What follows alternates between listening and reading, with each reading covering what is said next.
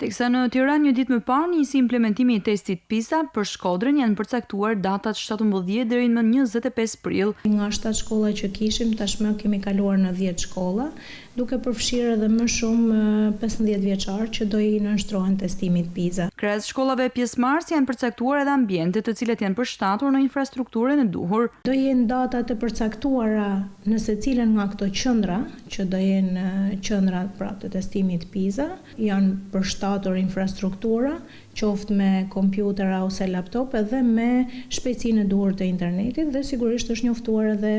OSHE-ja në mënyrë që ne të kemi furnizim pa ndërprerje të energjisë elektrike, sepse na dëmton procesin nëse do të ndodhë ndonjë shkëputje. Drejtoria e zyrës vendore arsimore në Shkodër sqaron se në fazat stimuluese janë përfshirë të gjithë nxënësit 15 vjeçar të shkollave të përzgjedhura, por testimi do të nështrohen vetëm një pjesë e tyre. Në shkolla të mëdha që kemi mbi 90 nxënës, sigurisht të gjithë nxënësit 15 vjeçar janë nënshtruar